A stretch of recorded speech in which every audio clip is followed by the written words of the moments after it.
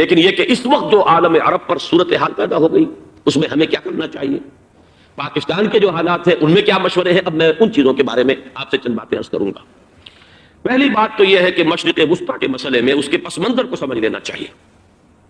ہمارے بہت سے احباب جو ہیں وہ فوری طور پر وقتی صورتوں کو، جیسے کہ حالات و واقعات ہوتے ہیں، صرف انہی کے اعتبار سے رائے قائم کرتے ہیں۔ چیزوں کا پس منظر جو ہے نگاہوں کے سامنے رہنا چاہیے۔ اس صدی کا ایک مختصر سا نقشہ ذہن میں رکھیے۔ یہ 20ویں صدی کے آغاز کے وقت، جسے ہم پورا کہتے ہیں مڈل ایسٹ، بلکہ صرف مڈل ایسٹ نہیں، پورا شمالی افریقہ سلطنت عثمانیہ کا حصہ تھا، خلافت عثمانیہ۔ لیبیا، الجزائر، مصر، پورا حجاز، یمن، پورا عراق، شام، اور یہ شام ہی کے حصے ہیں در حقیقت، اردن اور لبنان، یہ شام عرب، عراق عرب، یہ پورا علاقہ خلافت عثمانیہ یہ اس کا حصہ تھا۔ پہلی جنگ عظیم میں انگریزوں نے عربوں کو بغاوت پر آمادہ کیا، غداری پر آمادہ کیا، انہوں نے خلافت عثمانیہ کے خلاف بغاوت کی، بیج بوئے ان کے دلوں کے اندر نفرت کے، ابھارا انہیں کہ تم ترکوں کے غلام کیوں ہو، تمہیں خود حاکم ہونا چاہیے، تم کھڑے ہو جاؤ، ہم مدد کریں گے، تم بغاوت کرو، تم ان ترکوں کے خلاف ہماری مدد کرو، ہم تمہیں آزاد کر دیں گے، تم اپنے پاؤں پر خود کھڑے ہو جانا۔ یہ بہت ہی ہمارے لیے دردناک المیہ ہے اس پہلی جنگ عظیم کا۔ کرنل لارنس جیسا شخص، برطانوی استعمار، اور اس کے نتیجے میں عربوں نے بغاوت کی۔ اور اس قدر دردناک بات آپ کو بتا رہا ہوں، میں پہلی مرتبہ جب سن 62 میں حج کے لیے گیا مدینہ منورہ میں، ابھی وہ ریل کے انجن کھڑے ہوئے تھے۔ یہ ترکی کے زمانے میں، سلطنت عثمانیہ کے زمانے میں بغداد سے مدینے تک ریلوے لائن تھی۔ یہ پورا ایک عالم سلطنت عثمانیہ، صرف سلطنت نہیں، خلافت عثمانیہ، پوری ٹرینیں جو ہے ترکوں کی اڑائی گئی، ہزاروں ترکوں کو شہید کیا گیا، یہاں تک کہ صحن حرم میں شہید کیے گئے سینکڑوں ترک۔ یہ جرم تھوڑے نہیں ہے، معمولی نہیں۔ آج جس کی سزا مل رہی ہے، معلوم ہونا چاہیے کہ وہ جرائم کون کون سے تھے۔ اب بھی جو لوگ گئے ہیں انہوں نے دیکھا ہوگا ترکی کا قلعہ موجود ہے اوپر پہاڑی کے اوپر، حرم کا جو سب سے بڑا دروازہ ہے باب ملک عبد العزیز، اس کے سامنے ایک لائبریری ہوتی تھی، اب تو غالباً وہ بھی گرا دی گئی ہے، اس کے پیچھے پہاڑی پر ترکوں کا قلعہ ہے پرانا، اس پر توپیں موجود تھیں۔ جب بغاوت ہوئی ہے، جو حرم میں آئے ہوئے تھے ترک فوجی، ظاہر بات ہے نہتے، وہ تو نماز پڑھنے آئے ہوئے تھے، ان کو وہاں ذبح کیا گیا ہے، اور ترکوں نے اپنی توپیں استعمال نہیں کی کہ کہیں بیت اللہ کو کوئی اذن نہ پہنچ جائے۔ بہرحال یہ غداری ہوئی ہے پہلی جنگ عظیم کے دوران، اور نہ صرف ترکوں پہ، عربوں نے کی ہے۔ جیسا کہ میں نے کہا تھا، دو ہیں سب سے بڑے مجرم روئے ارضی کے اوپر امت مسلمہ کے طبقات۔ ہمارا پنجابی سپاہی بھی جا کر انگریزوں کی مدد کر کے ایلن بی کو قبضہ جو لے کر دیا بغداد کا، اس میں ہمارے مسلمان پنجابی سپاہی بھی شامل تھے۔ یہ خون چکاں باب ہے ہماری تاریخ کا اس صدی کا۔ لیکن اس کے بعد سلطنت عثمانیہ کے ٹکڑے ہو گئے، چیتھڑے ہو گئے۔ ایک انگریز نے لکھا ہے یہ جملہ، زہر میں بجھا ہوا جملہ، کہ تاریخ میں یہ بات ثبت ہو جائے گی کہ ایک انگریز نے اس سلطنت کے ٹکڑے کر دیے کہ جو عمر فاروق نے قائم کی تھی رضی اللہ تعالیٰ عنہ۔ یہ پورا عالم، یہ تمام علاقہ کس نے فتح کیا تھا؟ یہ بات ہاتھ بدل گئے تھے، پھر ترک آ گئے، خلافت عثمانیوں کے پاس چلی گئی، لیکن یہ سلطنت تو حضرت عمر رضی اللہ تعالیٰ عنہ کے زمانے سے چلی آ رہی تھی۔ اس کو ایک انگریز کرنل نے، اور اس نے بغاوت میں آمادہ کر کے عربوں کو اور ترکوں کے پیٹھ میں چھرا گھپوا کر ان کے ذریعے سے اور ٹکڑے کر دیے۔ لیکن جب جنگ ختم ہوئی، اب انہوں نے کہا کہ اب ہمیں آزادی دیجیے، تو اب انہیں معلوم ہوا کہ غداروں کو دنیا میں کیا ملتا ہے، ٹکڑے کر دیے گئے۔ یہ حصہ عراق یہ انگریز کے پاس رہے گا، شام کا یہ علاقہ یہ فرانسیسیوں کے پاس رہے گا، مصر پر انگریزوں کا تسلط رہے گا، لیبیا اطالویوں کے پاس رہے گا، لے دے کر یہ جو علاقہ تھا حجاز، کیونکہ وہاں کچھ تھا ہی نہیں، بوادن غیر ذی زرع، یہ عربوں کے پاس چھوڑ دیا گیا۔ اس وقت جو بادشاہ ہیں شاہ حسین اردن کے، ان کے دادا سب سے بڑے غدار وہی تھے، لہذا ان کو اس علاقے کی بادشاہت دے دی گئی۔ اس کے بعد نجد سے ایک تحریک اٹھی ہے، وہ سعودی جو خاندان ہے وہ نجد سے اٹھا۔ نجد میں اس وقت کچھ بھی نہیں تھا، وہ تو صرف ریت کے تودے تھے اور کچھ بھی نہیں، لہذا ادھر کسی استعماری قوت کو دیکھنے کی ضرورت ہی نہیں تھی۔ وہ تو بعد میں تیل برآمد ہوا، اس کی حیثیت ہو گئی، اور یہ امارات کا علاقہ جو ہے اس کی دنیا میں اب گویا کہ یوں سمجھیے کہ جو سب سے زیادہ اہم علاقے ہو سکتے ہیں روئے ارضی کے نقشے پر، ان میں سے ایک وہ ہو گیا۔ لیکن یہ اس وقت کی بات میں کر رہا ہوں، کوئی حیثیت نہیں تھی، لہذا اس کو چھوڑ دیا گیا۔ یہ ہے تاریخی پس منظر، یہ لکیریں جو کھینچی گئی ہیں، یہ ایک ملت اسلامیہ کو جو قومیتوں میں تقسیم کیا گیا، پھر نعرے لگوائے گئے المصر للمصریین الشام للشامیین. اب شامی ایک علیحدہ قوم ہو چکے ہیں، مصری ایک علیحدہ قوم ہو چکے ہیں، عراقی ایک علیحدہ قوم ہو چکے ہیں. یہ ساری تقسیمیں استعمار کی پیدا کرنا ہے، اس کا کوئی تعلق اسلام کے ساتھ نہیں. اب ضرورت تو اس بات کی تھی کہ استعمار کے پنجے جب یہاں سے کچھ ہٹے، دوسری جنگ عظیم کے بعد ایک دور آیا، امریکہ ابھرا ہے دنیا کی عالمی سطح پر سیاست میں. اس کے ہاں کچھ آزادی کے تصورات تھے، اس نے بھی سپورٹ کیا. برطانیہ کمزور ہو چکا تھا، وہ اتنے بڑے علاقے کو ہولڈ نہیں کر سکتا تھا. ہندوستان بھی آزاد ہوا، پھر یہ کہ اور دوسرے علاقوں سے بھی اس کو پسپائی اختیار کرنی پڑی. استعمار کے پنجے جس طرح بھی ہوئے ان کے سینوں سے، عربوں کے سینوں سے جو ہے گویا کہ وہ ہٹے. لیکن امریکہ نے ایک اپنی بہت بڑی حکمت عملی جو اختیار کی، عالم عرب کے سینے میں اسرائیل کا خنجر پیوست کر دیا تاکہ یہ کبھی آزاد نہ ہو جائیں، ہمارے انگوٹھے تلے رہے، ہماری پالیسی گورن کرے. یہ استعمار کا دوسری جنگ عظیم کے بعد جہاں برطانوی استعمار، فرانسیسی استعمار رفتہ رفتہ یہ ہٹنے شروع ہوئے. صدر ناصر نے انگریزوں کو اٹھا کر پھینکا میڈیٹرینین میں اور دوسرے جگہوں سے. الجزائر نے آزادی حاصل کی فرانس سے، اطالویوں سے جو ہے لیبیا والوں نے آزادی حاصل کی. یہ ہو گیا، لیکن ایک خنجر پیوست کر دیا گیا اسرائیل کا سینہ عرب. اس صورتحال میں ظاہر بات ہے کہ ایک تو بڑی آئیڈیل پوزیشن تھی کہ پورا عالم اسلام متحد ہو، لیکن وہ تو بہت دور کا خواب معلوم ہوتا ہے. علامہ اقبال سے بڑا کوئی نقیب نہیں ہے ملت اسلامی کی وحدت کا. ایک ہو مسلم حرم کی پاسبانی کے لیے نیل کے ساحل سے لے کر تاب خاک کاشغر. لیکن انہیں بھی اپنے لیکچرز میں کہنا پڑا کہ اس وقت جو صورتحال ہے پورے عالم اسلام کی ایک وحدت بن جانا تو تقریباً ناممکن نظر آ رہا ہے. اگر کسی طرح ایک common wealth of Muslim nations وجود میں آ جائے تو بھی بڑی کامیابی ہوگی. لیکن اس سے بھی پہلے یہ تو زیادہ آسان تھا کہ عالم عرب ایک وحدت کی شکل اختیار کر لے. یہ تو ایک قوم ہے، اکثر و بیشتر ایک نسل یا زیادہ دو نسلیں کہتی تھے. شمالی افریقہ میں بربر نسل بھی ہے، باقی تو سب عرب ہے. یہ پورا عالم ایک نسل، ایک زبان، پورے اتنے رقبے کے اوپر بولے جانے والی ایک زبان، یہ تو ایک ہو جائے. افسوس یہ ہے کہ اس کا ایک ہو جانا، ایک شخصیت ابھری تھی جو مذہبی مزاج کی شخصیت تھی، جو دینی مزاج کی حامل شخصیت تھی. اگر اس کی قیادت میں عالم عرب متحد ہو جاتا تو واقعتاً ایک بہت بڑا جو ہے مرحلہ وہ طے ہو جاتا پوری عالمی ملت اسلامیہ کی ایک وحدت اختیار کرنے کا. وہ شخصیت تھی شاہ فیصل شہید کی. اور اس لفظ کے ساتھ ہی آپ کے ذہن میں آ گیا ہوگا کیوں انہیں شہید کر دیا گیا، کس نے کیا کرایا، کہاں سے تعلیم حاصل کر کے آیا تھا وہ جس نے شہید کیا شاہ فیصل شہید کو. اس کی گردن پر کون سوار تھی، وہ یہودی لڑکی کے جس کے فوٹو بھی شائع ہوئے، ایک گردن پر اٹھائے کھڑا ہوا شہزادہ اپنی ایک یہودی دوست کو، لڑکی کو. اور وہی ہے کہ جس نے جا کر پستول سے شہید کیا ہے. جان اچھی طرح جان لیجئے، جیسے بارہا میں نے عرض کیا ہے کہ حضرت عمر کو شہید کرنے والا کہنے کو ابو لولو فیروز تھا، لیکن اس کے پیچھے پورا ایرانی نسل پرستی کا جو پورا پس منظر ہے، اسے تو ہر شخص جس کی ذرا بھی نگاہ جو ہے جو صرف منظر کو نہ دیکھ رہی ہو، پس منظر کو بھی دیکھنے والی ہو، وہ تو جان دے گی کہ ابو لولو فیروز ایک فرد کا نام نہیں تھا، وہ ایران کا انتقام تھا عالم عرب سے. بالکل اسی طریقے سے یہ امریکی استعمار کا ہتھ کنڈا تھا، اسے محسوس ہوا. شاہ فیصل مذہبی مزاج کا شخص یہ ابھر رہا ہے، اور یہ شاہ فیصل کی حکمت عملی کا ذرا آپ اندازہ کیجئے. لاہور میں سمٹ کانفرنس ہوئی، اس میں وہ آئے، سب سے ٹاورنگ پرسنالٹی پورے اس وقت عالم اسلام کے اندر شاہ فیصل کی تھی. اور وہ گویا کہ ایک بہت ہی جس کو کہا جائے کہ ایک بہت ایلڈرلی، ایک بزرگانہ ایک شخصیت جو ہے، اور انہوں نے اپنے دولت کے دروازے، عرب میں وہ مشہور تھے کہ نہایت خسیس اور بخیل انسان ہے، اس لیے کہ وہاں وہ خرچ کرتے تھے حساب کتاب کے ساتھ، لیکن ان کے خزانے کھلے ہوئے تھے عالم اسلام کے لیے. ادھر بھی مدد ہے، ادھر بھی مدد ہے، ادھر بھی کام ہو رہا ہے، ادھر بھی کام ہو رہا ہے. پھر انہوں نے تیل کا ہتھیار استعمال کر کے ایک دفعہ امریکہ کو دن میں تارے دکھا دیے تھے. لہذا ان کا ہٹایا جانا سین سے یہ امریکی استعمار کے لیے لازم تھا. اب لے دے کر رہ گئے کون سیکولر مزاج کے لوگ. پہلی اٹمپٹ جمال عبد الناصر نے کی، ناکام ہو گیا. قذافی صاحب نے کوشش کی کہ وہ ان کی جانشینی حاصل کر لے، ناکام ہو گیا. اب ایک تیسری شخصیت صدام حسین کی، ملحد ہے، اسلام سے کوئی سروکار نہیں. باس کا فلسفہ سیکولرزم پلس عرب نیشنلزم یہ اصول ہے. لیکن یہ ہے کہ یہ شخصیت ابو بکر ایسی آئی ہے کہ اس سے اس وقت یہ جان لیجئے، میں امریکہ میں بھی عربوں سے مل کر آیا ہوں، سعودی عرب میں بھی میں وہ دیکھ آیا ہوں. نوجوان نسل جو ہے عربوں کی، پورا جو دوسرے عرب ممالک ہیں جہاں پر کہ مذہب کا اتنا چرچا ہی نہیں ہے، پورا فلسطینی عرب، جارڈن کے عرب، شامی عرب عوام، وہ سب کے سب صدام کے پیچھے ہیں. اس لیے کہ انہیں نظر آ رہا ہے کہ ایک شخص پھر ایسا پیدا ہو کر سامنے آ گیا ہے جو شاید عالم عرب کو پھر یونائٹ کر دے، اور یہ ہے اصل وہ شے کہ جو امریکہ کے لیے کسی صورت میں قابل قبول نہیں۔ دولت کے یہ ذخائر، خلیج کی یہ دولت، سیال سونا اور اس کے ذخیرے، اور یہ کسی طریقے سے یہ امریکہ کے زیر اثر نہ رہے، یہ ہے وہ شے جو اسے برداشت نہیں ہے۔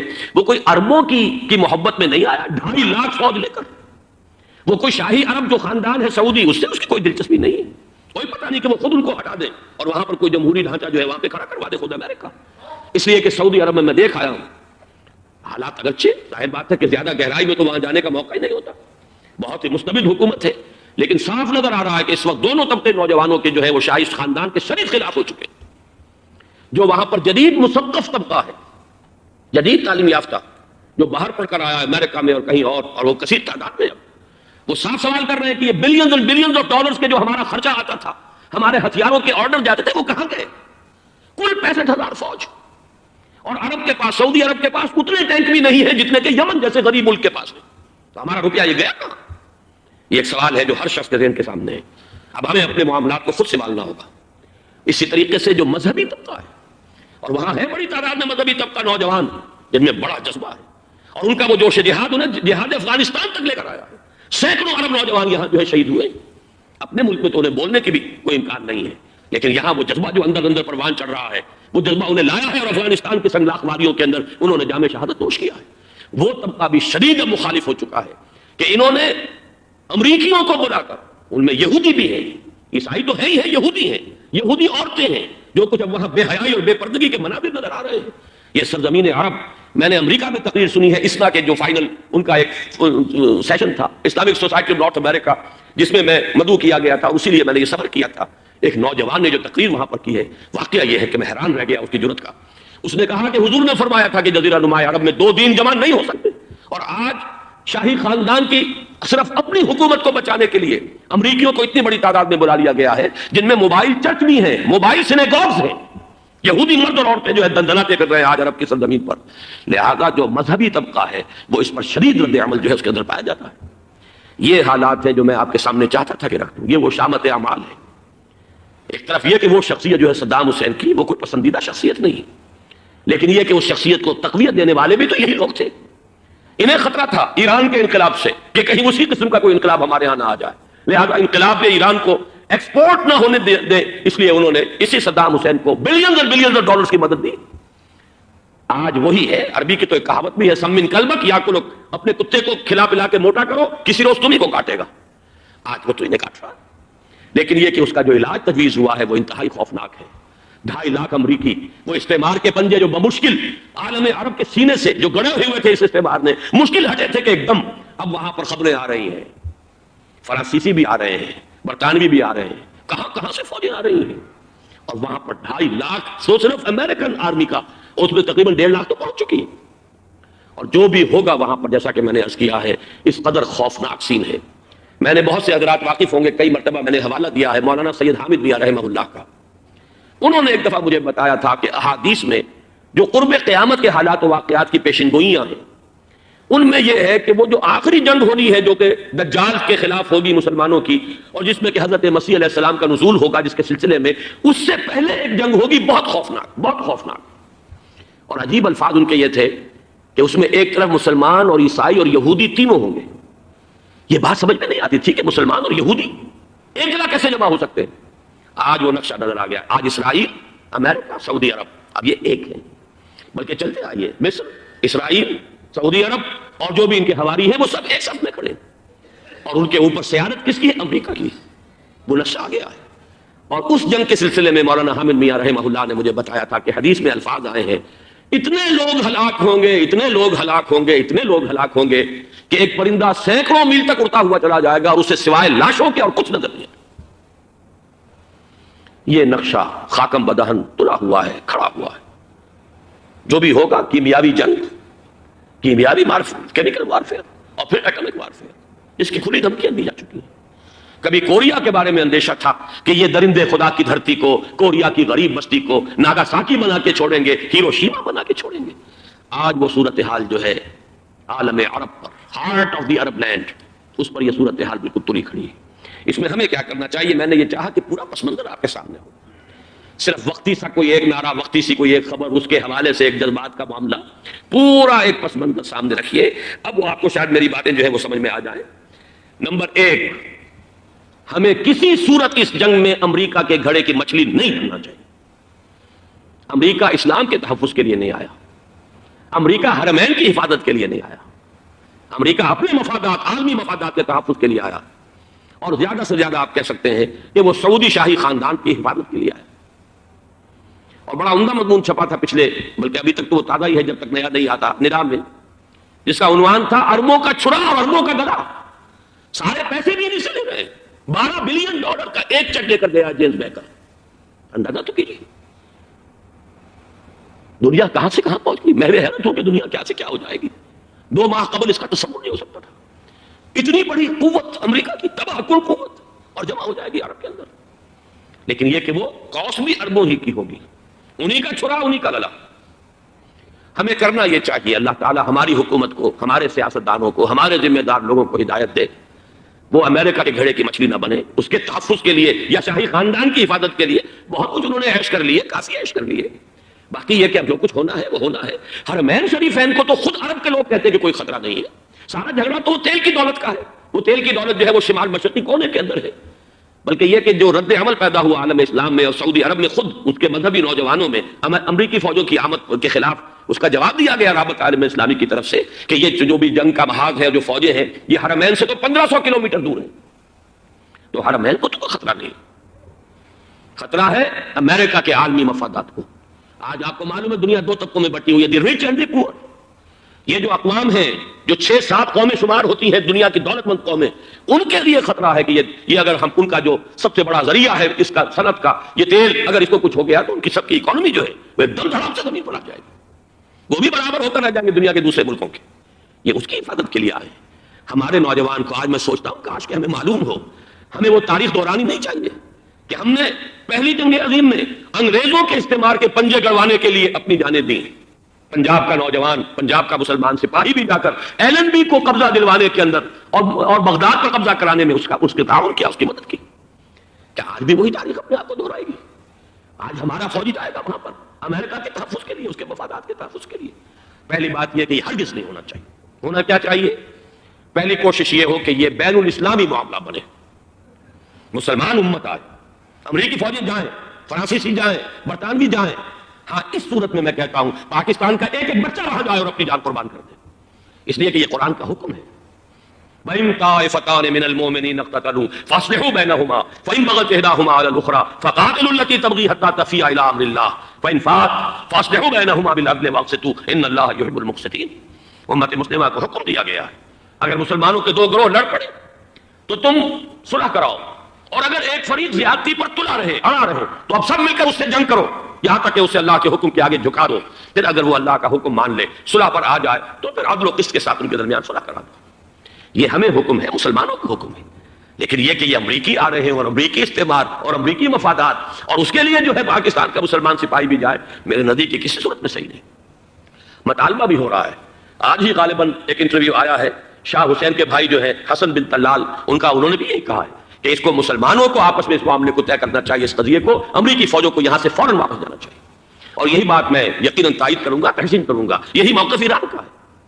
ایران عراق کے خلاف جو UN کے سینکشنز ہیں، کہتا ہے ہم اس کی پابندی کریں گے، لیکن امریکہ کو یہاں سے نکلنا چاہیے. یہ مسلمانوں کا اپنا معاملہ وہ آپس میں طے کریں. پاکستان کو بھی یہی موقف اختیار کرنا چاہیے پوری قوت کے ساتھ. اس میں کوئی بھی اگر کمزوری ہو رہی ہے تو در حقیقت یہ گویا کہ ہم امریکی استعمار کے ہاتھ میں اس کا آلہ کار بن کر، کھلونا بن کر استعمال ہو رہے ہیں، جو کہ ہمیں کسی صورت میں نہیں کرنا چاہیے. اگر یہ بھی ناکافی ہو تو دوسرا ایک اور مسئلے کا حل موجود ہے اس سے براڈر سطح پر، کہ غیر جانبدار ممالک اگر کوئی ہے ان کو بھی اس قضیے کے اندر شامل کیا جائے. ایک تحریک تھی کسی زمانے میں، کافی بڑی تھی، لیکن یہ کہ وہ بھی اگر اس کے اندر شامل ہو جائیں. لیکن امریکہ، رشیا، یہ تو ظاہر بات ہے سپر پاورز ہیں، ان کے مفادات ہیں، عالمی اور گلوبل مفادات ہیں. لہذا اول تو یہ ہونا چاہیے کہ بین الاسلامی معاملہ بنا کر، اس صورت میں جیسا کہ میں نے عرض کیا ہماری پوری فوج بھی جائے اللہ پر توکل کر کے. پاکستان کا محافظ اللہ ہوگا. اگر اللہ کے ایک حکم کے اوپر عمل کرتے ہوئے مسلمان یہاں سے جائیں اور جا کر وہاں پر جو ہے اپنی جانیں دینے کو تیار ہو جائیں. لیکن اگر یہ اس میں بھی کافی نہ ہو تو جو بھی غیر جانبدار ممالک ہیں ان کو بھی اس معاملے کے اندر شریک کیا جا سکتا ہے. بدرجہ آخر اگر پاکستانی فوج جائے وہ صرف حرمین شریفین کے گرد و نواح میں ان کو ڈپلوائے کیا جانا چاہیے. اگر خدا نہ خواستہ وہاں پر کوئی آنچ آنے کی شکل پیدا ہو جائے تو اس کی اے عرض پاک تیری حرمت پہ کٹ مرے ہم، اس کے لیے مسلمانوں کو تیار رہنا چاہیے. اس لیے کہ بہرحال جہاں تک عرض پاک کی حرمت کا تعلق ہے وہ ہمارے ایمان کا جز ہے. باقی برطانوی مفادات، امریکی مفادات، صنعتی ممالک کے مفادات یا کسی شاہی خاندان کے مفادات، یہ شاہی خاندان یہ تو گرتی ہوئی دیواریں ہیں، جانا ہے آج نہیں تو کل. لیکن یہ کہ اصل معاملہ ہے امت کا، اصل معاملہ ہے امت مسلمہ کا، اصل معاملہ ہے حرمین شریفین کا. لہذا ان دونوں چیزوں کو لازماً گڑبڑ نہ کریں. آپ حضرات کے علم میں ہے کہ اس سے پہلے ایران کی طرف سے بار بار مطالبہ ہوا کہ حرمین کو بین الاسلامی کنٹرول میں دے دیا جائے اور سعودی عرب کا اس کے اوپر سے جو انتظامی عمل دخل ختم کر دیا جائے. میں نے کبھی تائید نہیں کی، اس لیے نہیں کی کہ میرا مشاہدہ ہے، میں گیا ہوں بارہا، سعودی عرب کی حکومت نے چاہے خود بھی بڑے بڑے محل بنائے ہیں لیکن حرمین کی خدمت کے اندر بھی کوئی کمی نہیں کی. اس پر انہوں نے اربوں ڈالر اس پر بھی خرچ کیا ہے. اس کے اوپر انہوں نے اس حج کے انتظامات پر پوری حکومت جو ہے وہ اپنے آپ کو لگائے رکھتی ہے. لہذا اس اعتبار سے کوئی کمی کی بات نہیں وہاں پر آئی کہ جس کے لیے ضرورت ہو کہ ان کا عمل دخل وہاں سے ختم کیا جائے. لیکن یہ صورتحال اب جو پیدا ہو گئی ہے یہ بالکل مختلف ہے، اسے اس کے کانٹیکسٹ کے اندر دیکھا جانا چاہیے اور اسی کے حوالے سے میں نے چند رائے آپ کے سامنے رکھی. اب آئیے پاکستان کی طرف جو ہمارا اصل مسئلہ ہے، اس کے تو ہم سب سے بڑے ذمہ دار ہیں. اس کی بھلائی ہے تو، برائی ہے تو، اس میں خیر آتا ہے تو وہ بھی ہماری کوشش اس کے لیے ضروری ہے، اور کوئی شر پیدا ہوتا ہے تو اس کی ذمہ داری بھی ہم پر آئے گی. اس کے ضمن میں چند باتیں عرض کر رہا ہوں. شدید ترین خطرہ ہے جیسا کہ میں عرض کر چکا ہوں کہ بھارت حملہ کرے گا. مجھے تو تقریباً یہ رائٹنگ آن دی وال کے مانند ایک فیصلہ نظر آ رہا ہے، بلکہ آج میں کسی سے کہہ رہا تھا کہ اگر اب نہیں تو پھر کبھی بھارت حملہ نہیں کر سکتا. اس کے لیے سچویشن بالکل رائٹ ہے. 2 مرتبہ ایکسرسائز کر چکا ہے وہ، خاص ٹارگٹ بنا کر حیدرآباد کو، اور اس کے پیش نظر ہے سندھ میں جو بھی خلفشار ہے اسے اس کے علم میں ہے، جو بھی تصادم ہے. اب بھی اگرچہ اس وقت کی جو ہماری اندرونی سیاست ہے یہ اس کا کرشمہ سامنے آیا ہے کہ جی ایم سید صاحب کو ایگزونریٹ کیا جا رہا ہے، ان کو محب وطن کا خطاب دوبارہ دیا جا رہا ہے. وہ شخص کہ جس نے اسلام کے خلاف انتہائی زہریلی باتیں کی ہیں، وہ شخص جس کی کتاب اب پاکستان ٹوٹ جانا چاہیے، وہ لاکھوں کی تعداد میں ہندوستان سے چھپ کر آئی ہے، یہاں تقسیم ہوئی ہے، آج اسے شرط دی جا رہی ہے.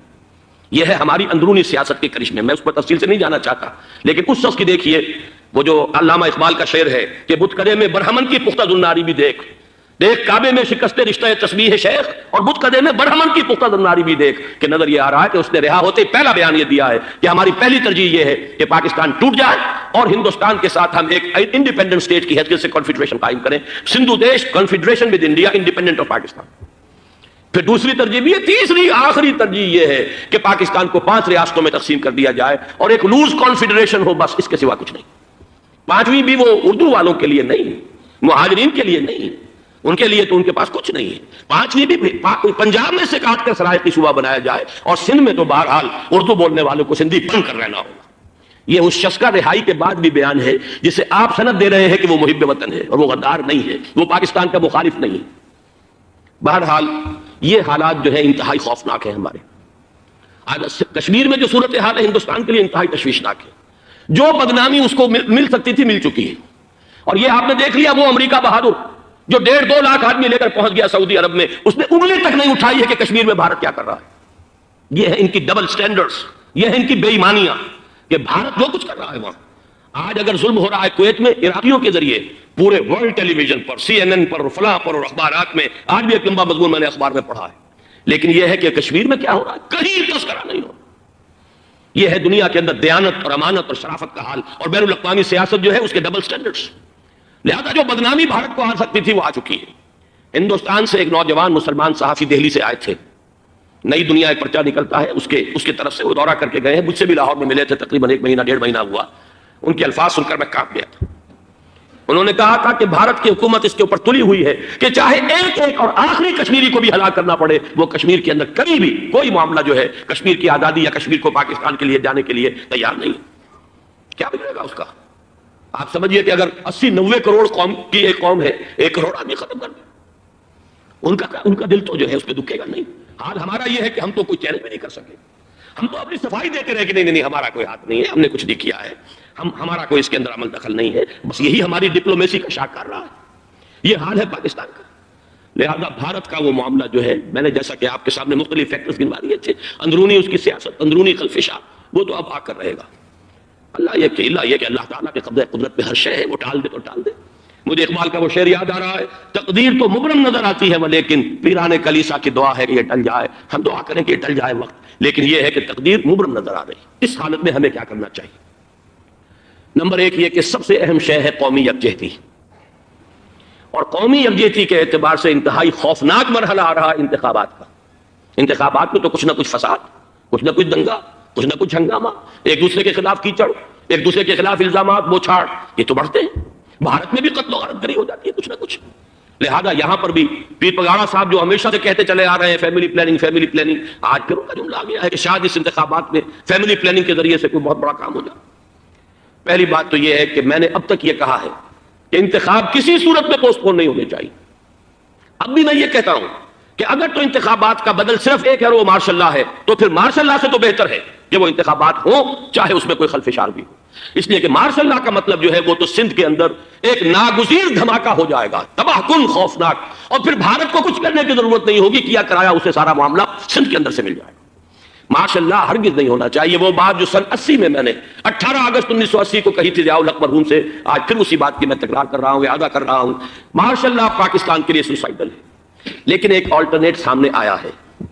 ایک تو پشاور ہائی کورٹ کا ورڈکٹ آ گیا، اور یہ کہ کچھ اور لوگوں کی طرف سے بھی باتیں آئی ہیں۔ ایک دو دن ہوئے ہیں، جنگ میں دو اہم سرخیاں تھیں، اور وہ بڑے اونچے حلقہ جو ہمارا فوج کا اونچا حلقہ ہے اس کی طرف سے، اگرچہ نام کسی کا نہیں تھا۔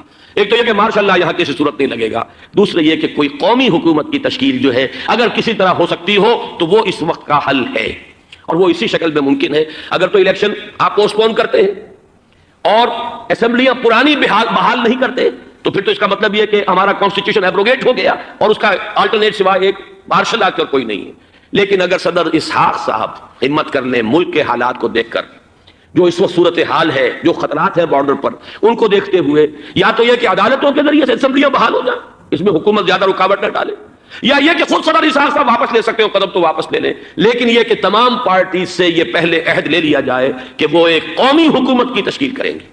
یہ وہ بات ہے، آپ کو یاد ہوگا مرزا اسلم بیگ صاحب، انہوں نے بالکل شروع میں سن 88 کے الیکشن کے بعد کہا تھا کہ نیشنل گورنمنٹ فارم کی جانی چاہیے۔ اس وقت تو کسی نے دھیان نہیں دیا، پیپلز پارٹی بڑے نشے میں تھی، اس کو خاص طور پر سندھ میں جس طرح کا واک اوور ملا تھا، اس کا ایک نشہ تھا اس کے دماغ پر، اس لیے وہ سوچنے پر تیار نہیں ہوئی۔ لیکن یہ کہ وہ جو ایک فارسی میں کہا جاتا ہے کہ ہرچہ دانا کنت کنت نادا لیک بعد از خرابی بسیار، اب اس خرابی بسیار کے بعد بھی اگر عقل آ جائے اور ایک نیشنل گورنمنٹ بنائی جا سکے اور اس کے حوالے سے الیکشن کو پوسٹ پون کیا جا سکے تو میرے نزدیک یہ رائے پوری قوت کے ساتھ دی جانی چاہیے، پیش کی جانی چاہیے، اس لیے کہ الیکشن اس وقت جس خلفشار کا سبب بن جائے گا، ذریعہ بن جائے گا، اس کو تو گویا کہ اور بھارت کے جو گھناونے عزائم ہیں ان کو اور تقویت دینے کا سبب اور ذریعہ بن جائے گا۔ دوسری بات یہ، اس قوم کے اندر جذبہ جہاد، وہ ڈیفینسو جہاد، دفاعی جہاد، جس کے بارے میں کوئی دو رائے نہیں ہو سکتی کہ اس کے لیے جو جان بھی دی جائے گی وہ شہادت کی موت ہوگی۔ اس لیے کہ حضور کی حدیث ہے، من قتل دون مالہ فہو شہید، جو شخص اپنے مال کی حفاظت کرتے ہوئے مارا گیا مسلمان وہ شہید ہے۔ تو ظاہر بات ہے کہ اپنی آزادی کا تحفظ جو ہے وہ مال کے تحفظ سے زیادہ اہمیت رکھنے والی شے ہے۔ ایک جذبہ جہاد پیدا کیا جائے اور ایک پیپلز آرمی یہاں پر کھڑی کی جائے، عوامی فوج صرف نہیں کر سکے گی تحفظ جب تک کہ پوری قوم جو ہے وہ فوج کی شکل اختیار نہ کر لے۔ لیکن ظاہر بات ہے کہ اس کا بھی امکان اسی صورت میں ہوگا جبکہ کوئی ایسی حکومت وجود میں آ گئی ہو کہ جس میں اپوزیشن اور گورنمنٹ کا جھگڑا جو ہے وہ اوپر نہ چل رہا ہو، وہ آپس کی معاہد آرائی نہ ہو، تبھی کوئی پیپلز آرمی جو ہے اس کا تصور جو ہے سامنے آ سکتا ہے۔ اللہ تعالیٰ توفیق دے کہ ہم اس کو بھی کر سکیں۔ آخری بات، آج میں سوچ رہا تھا کہ حضور کو اللہ تعالیٰ نے 2 تلواریں دے کر بھیجا تھا۔ ایک تلوار قرآن، جاہدہم بہی جہادا کبیرا، اے محمد یہ ہے آپ کی تلوار، اس کے ذریعے جہاد کیجئے، قلاقمہ کیجئے جاہلیت قدیمہ کا بھی، قلاقمہ کیجئے جاہلیت جدیدہ کا بھی، اور یہ بے یقینی کر کو رفع کیجئے، ایمان پیدا کیجئے۔ یہ ہے کہ جو آج ہمارے پاس وہ جہاد بالقرآن کے حوالے سے ہے۔ اور دوسرا ہتھیار تھا دین حق، هو الذی ارسل رسولہ بالہدی ودین الحق لیظہرہ علی الدین کلہ۔ وہ نظام عدل اجتماعی، وہ جو واقعہ یہ ہے کہ اگر اس کا نمونہ دنیا کو دکھا دیا جائے تو پوری دنیا اسے قبول کرے گی، اس لیے کہ دنیا تو پیاسی ہے، دنیا مختلف نظاموں کو ٹرائی کر کے تھک چکی ہے۔ اس نے جمہوریت کا تجربہ بھی کر لیا ہے جس نے سرمایہ داروں کی آمریت کی شکل اختیار کر لی، دنیا نے کمیونزم کا تجربہ بھی کر لیا ہے، وہاں سے بھی پسپائی اختیار کر رہی ہے نوع انسانی۔ لیکن یہ کہ وہ نظام عدل اجتماعی تو ہمارے پاس تھا، پچھلے سال آپ کو یاد ہوگا یہاں پر دسمبر کے مہینے میں اس کے اوپر سیمینار ہوئے تھے، سیاسی نظام، معاشی نظام، معاشرتی نظام، اخلاقی نظام، وہ پورا نظام زندگی جو ہے وہ ہمارے پاس ہے جس کے لیے یہ ملک لیا گیا تھا، اسلامی انقلاب برپا کر کے، اور یہاں پر اس دین کو قائم کیا جائے۔ میں چند باتیں بھارت کے حوالے سے کہنا چاہتا ہوں۔ بھارت کے سلسلے میں ہم سے بہت بڑی بڑی کوتاہیاں ہوئی ہیں ہندو قوم کے حوالے سے۔ پہلی کوتاہی یہ ہوئی کہ ہم نے 800 یا 1000 برس تک حکومت کی، اگرچہ صوفیاء نے کچھ تبلیغ کی یہاں پر، لیکن علمی سطح پر، انٹلیکچوئل لیول پر کوئی تبلیغ کا کام نہیں کیا۔ ہندوؤں کی جو اعلیٰ ذات کے لوگ ہیں، اور ہندو ذہن ہے فلسفیانہ ذہن، اس فلسفیانہ ذہن کو ہم نے کبھی سمجھنے کی کوشش نہیں کی، اس تک ہم نے دین کی دعوت کو نہیں پہنچایا۔ ہم نے جہاد بھی سیف کر کے انہیں زیر تو کر لیا، ان پر حکومت تو کی، لیکن یہ ہے کہ جہاد بالقرآن کے ذریعے سے ان کے نظریات، ان کے افکار، ان کے عقائد، ان کے نظریات باطلہ کا علاج نہیں کیا۔ یہ ایک بہت بڑا جرم تھا کہ ہم نے یہاں پر 1000 برس تک حکومت کی، لیکن یہ فرض منصبی ادا نہیں کیا۔ اس ضمن میں آپ سے عرض کروں کہ پچھلے سال جب میں گیا تھا انڈیا، مولانا علی میاں سے مدظ اللہ العالی میری ملاقات ہوئی، میں نے انہیں ایک مشورہ دیا، وہ چونک گئے، انہوں نے مشورہ پسند بھی کیا، یہ مجھے نہیں معلوم کہ اس پر عمل کیا یا نہیں۔ میں نے ان سے عرض کیا کہ آپ ندوۃ العلماء میں سنسکرت کی تعلیم لازم کر دیں، تاکہ یہاں کا عالم دین جو نکلے وہ ہندو جو مذہب کی کتابیں ہیں ٹاپ کی امہات کتب، ان کو بھی سمجھ سکتا ہو۔ جب تک آپ ہندو ذہن کو نہیں سمجھیں گے، اسلام اس کے سامنے پیش نہیں کر سکتے۔ لہذا ایک کام تو ہمیں یہ کرنا ہے، اور میں نے شاید آپ میں سے جو حضرات بھی میثاق پڑھتے ہیں ان کے تو علم میں یہ بات ہوگی کہ میں نے شاہ ولی اللہ دہلوی رحمۃ اللہ علیہ کا ایک قول جو ہے نقل کیا ہے، ہندوستان ہی کے ایک رسالے میں وہ ان کا قول جو ہے اس کو کوٹ کیا گیا تھا، وہاں سے میں نے نقل کیا کہ انہوں نے فرمایا کہ ایک وقت آئے گا کہ ہندو قوم کے اعلیٰ ذات کی اکثریت اسلام قبول کر لے گی۔ اللہ کرے کہ وہ کام ہو، وہ بھی ہوگا تو جہاد بالقرآن کے ذریعے سے ہوگا۔ دوسری دو کوتاہیاں کیا ہوئی؟ دیکھیے میں اس کی مثال دے رہا ہوں۔ ہم نے اب تک اسلام کے لیے جو نعرہ بازی کی ہے اس کا نتیجہ یہ نکلا، ہندو کو ہم نے بیدار کر دیا، چوکنا کر دیا، منظم کر دیا، اپنے خلاف کھڑا کر دیا، اور ہم نے کچھ کیا نہیں۔ اس کی ایک سادہ مثال دے رہا ہوں۔ چپ راس چپ، چپ راس چپ، خاکسار تحریک دہل گیا تھا پورا ہندوستان، واقعہ یہ کہ دہل گیا تھا۔ وہ تحریک تو اس کے بعد ختم ہوئی، اب آثار قدیمہ میں کہیں رکھی ہوئی ہے، لیکن ہندو نے اس وقت سے RSS شروع کی، ہندو کو جگہ دیا۔ RSS جوابی تحریک تھی خاکسار تحریک کے مقابلے میں، اور وہ 60 برس ہو گئے مسلسل کام کر رہے ہیں، وہ تحریک موجود ہے، اور اب وہ بہت بڑی فارمیڈیبل فورس بن چکی ہے ہندوستان کے اندر۔ اسی طرح دوسری بات عرض کر رہا ہوں، ہمارے ہاں اسلام کا نعرہ، اسلامی نظام، اسلامائزیشن، حکومت، قانون، یہ پہلے تو لگا کرتا تھا اپوزیشن کے پلیٹ فارم سے۔ 11 برس جو تھے ہمارے مرحوم ضیاء الحق صاحب کے، وہ ایوان حکومت سے یہ نعرہ لگا۔ نتیجہ یہ نکلا ہندوستان میں رام راشٹر کی تحریک کھڑی ہو گئی جوابی رد عمل کے طور پر۔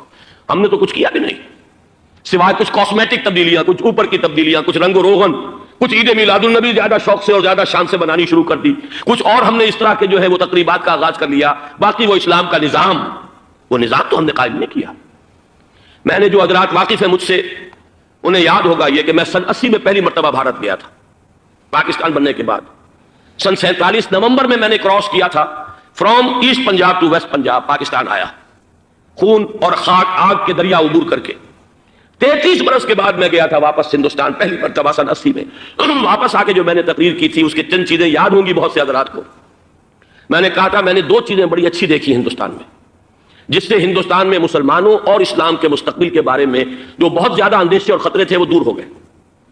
ایک یہ کہ ہندوستان میں بھی کوئی ایک نیشنلزم پیدا نہیں ہو سکا، بلکہ ریجنلزم ہے، علاقائیت ہے، لوگوں کے ذہن کے اندر علاقائیت ہے۔ اگر ایک مرکزی نیشنلزم پیدا ہو جائے تو بھارت بہت بڑی طاقت بن جائے گا، پورے علاقے کے لیے بہت بڑا خطرہ بن جائے گا۔ دوسری بات میں نے یہ عرض کی تھی کہ اللہ کا شکر ہے کہ ہندو مذہب کا کوئی ریوائول وہاں نہیں ہوا۔ بائی اینڈ لارج انڈین ہندو جو ہے وہ سیکولر ذہن کا ہے، مذہب کا احیاء وہاں نہیں ہوا۔ یہ سن 19 کی بات میں کہہ رہا ہوں، اس لیے کہ مذہب کا اگر احیاء وہاں ہو جائے تو مسلمان کے لیے بڑے خطرے کی بات ہو جائے۔ لیکن آج میں آپ سے عرض کر رہا ہوں 1990 میں 10 برس کے بعد، یہ جو 11 برس تک ہمارے ہاں اسلام اسلام اسلام کی رٹ لگی ہے، نتیجتاً اب وہاں ملیٹنٹ ہندو ریوائولزم ایک بہت بڑی قوت بن کر آ چکا ہے۔ ہم نے کچھ کیا بھی نہیں، نعرے لگائے، اور وہاں بی جے پی اب اگلے الیکشن کے اندر وہ یقین رکھتی ہے کہ اس کی حکومت ہوگی۔ اس وقت بھی بی پی سنگھ کی حکومت جو ہے اسی کے بل پر کھڑی ہے۔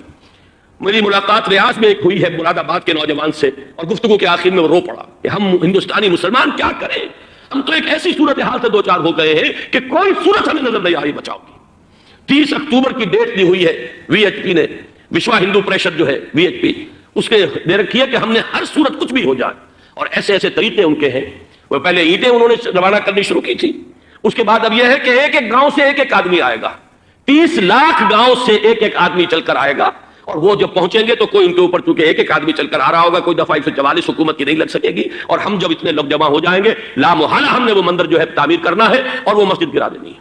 اور ادھر مسلمان جو ہے آخری طور پر طے کیے ہوئے ہیں کہ چاہے ہم سب کٹ مریں لیکن ہم یہ مسجد گرنے نہیں دیں گے. خدا نخواستہ یہ صورتحال اگر بالفعل ہو جاتی ہے کنفنٹریشن، اس وقت تو پھر بھی جو حکومت یو پی کی ہے وہ کچھ نہ کچھ مسلمانوں کا ساتھ دے رہی ہے، لیکن یہ کہ بے بس ہوتے کوئی دیر نہیں لگے گی. اگر لاکھوں لوگ جمع ہو جائیں اس شہر کے اندر، ایودھیا کے اندر، تو ظاہر بات ہے ہر حکومت گھٹنے ٹیکنے پر مجبور ہو جاتی ہے. 50,000 اہل تشیع نے ضیاء الحق صاحب کے گھٹنے ٹکوا دیے تھے، داغ رگڑوا دی تھی، اور وہ جو آرڈیننس تھا زکوٰۃ آرڈیننس اس میں ترمیم کروا دی تھی. کیا ہوگا؟ نہایت خوفناک صورتحال ہے. لیکن اگر ہم یہاں اسلام صرف نام نہ ہو عملاً قائم کر کے دکھا دیں، مجھے یقین ہے کہ خود ہندو اسے قبول کرے گا. یہ تو نعمت ہے، یہ راحت ہے، یہ نظام عدل ہے، یہ تو بہترین حل ہے ہمارے تمام مسائل کا. لیکن یہ کہ اگر ہم نے وہ کام نہ کیا، وہ اسلامی انقلاب کی طرف پیش قدمی نہ کی، وجاہدہم بہ جہادا کبیرہ کے ذریعے سے ایمان، اور ایمان کے ساتھ اس کا لازمی نتیجہ وہ ایک جد و جہد، انقلابی جد و جہد، اور اس کے نتیجے میں پاکستان میں اسلامی انقلاب لا کر اسلام کے نظام عدل اجتماعی کو قائم کرنا، یہ ہے دوسرا کرنے کا اصل کام، اور یہ ہے در حقیقت کہ جو ہمارے تمام مسائل کا حل ہے.